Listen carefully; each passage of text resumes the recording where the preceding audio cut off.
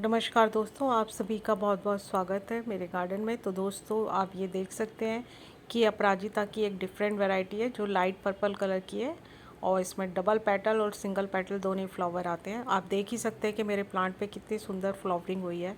तो दोस्तों अगर आप भी चाहते हैं कि आपके प्लांट पर बहुत सुंदर से फ्लावर्स आएँ तो उसके लिए आपको कुछ टिप्स फॉलो करने पड़ेंगे। वैसे तो रेनी सीज़न अपराजिता के लिए वरदान है। अगर आप कुछ नहीं भी करते तो भी आपको डेली बेसिस पे 1 to 1 फ्लावर्स मिलते रहेंगे।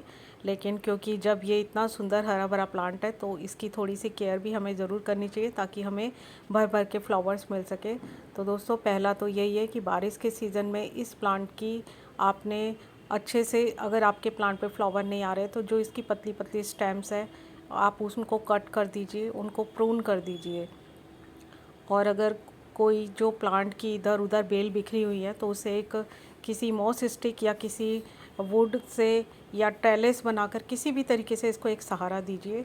जब ये सहारे से चढ़ती है तो ये एक तो देखने में बहुत सुंदर लगती है, साथ ही साथ इसमें कलियाँ, क्योंकि इसकी कलियाँ बहुत नाजुक होती है। अगर आपका प्लांट बिखरा हुआ रहता है तो जो कलियाँ हैं वो ज़्यादा वाटरिंग के कारण झड़ जाती हैं या गल के ख़राब हो जाती हैं। तो आपको सबसे पहले इसको एक सुंदर सा सपोर्ट देना होगा और साथ ही साथ आपकी जो छोटी छोटी जो इसकी सबसे आगे पतली पतली स्टेम्स होती हैं आपको उन्हें कट करना पड़ेगा। तो ये देख सकते हैं कि आप गुड़हल के ये जो वाइट वाले फ्लावर हैं इस पे भी बहुत अच्छी फ्लावरिंग हो रही है। आपको ये देखिए करेले के सीड से अपने आप ही ये ग्रो हो गई है करेले की बेल, और इसमें येलो येलो कलर के फ्लावर तो आ रहे हैं और बेल भी हरी भरी हो रही है। तो देखते हैं आगे क्या रहता है, क्योंकि इसकी कुछ केयर मैं नहीं कर रही हूँ। तो दोस्तों बात करते हैं, अपने टॉपिक पे आते हैं। तो इस तरीके से आप उसकी पतली स्टेम्स को कट करते रहिए। साथ ही साथ अभी आपको अपने प्लांट्स पर बहुत ध्यान से देखना होगा कि उस पर सीड्स ना बन जाए, क्योंकि अभी जो है फ्लावरिंग बहुत ज़्यादा होती है और कभी कभी फ्लावर्स इतने छोटे होते हैं। स्पेशली वाइट कलर की जो अपराजिता, आप जैसे कि आप देख सकते हैं कि ये वाला जो मेरा प्लांट है बिल्कुल घना भरा हुआ प्लांट है। तो इसमें मैं कितने भी इस मतलब फ्लावर तोड़ती हूँ तो भी कहीं ना कहीं छुपे हुए रह जाते हैं। तो इसके अंदर जो मैंने अब ध्यान से देखा है तो इसके अंदर फलियाँ बन गई हैं। तो अभी आपको अपने प्लांट्स पर बिल्कुल फलियाँ नहीं बनने देना, क्योंकि अगर फलियाँ बनेंगी तो फ्लावरिंग पे असर पड़ेगा। जो प्लांट्स है वो पूरा ध्यान अपना सीड्स बनाने में लगा देगा। हाँ, अगर आपके पास ज़्यादा प्लांट्स हैं तो कोई एक आध प्लांट ऐसा आप छोड़ सकते हैं जिस पे फलियाँ आए।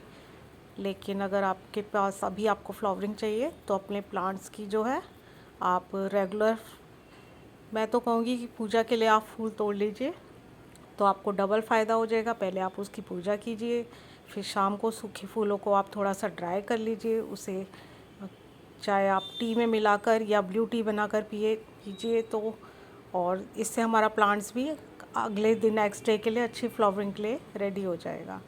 साथ ही साथ दोस्तों बात करते हैं फर्टिलाइज़र की। तो आपके प्लांट पर आपके पास जो भी हो, चाहे वर्मी कंपोस्ट हो, क्योंकि अभी जो रेनी सीज़न चल रहा है तो इसमें हमें बिल्कुल भी लिक्विड फर्टिलाइज़र यूज़ नहीं करना है। तो अगर आपके पास बनाना के सूखे छिलके पड़े हुए हैं उसका फर्टिलाइज़र हो आप वो दे सकते हैं। साथ ही साथ अगर आपके पास वर्मी कंपोस्ट है, नीम की खली है, और सबसे बेस्ट ये भी रहेगा कि अगर आपके पास फिटकरी है तो आप उसका पाउडर बना लीजिए और थोड़ा थोड़ा अपने प्लांट्स पर आप उसकी मिट्टी में दबा दीजिए।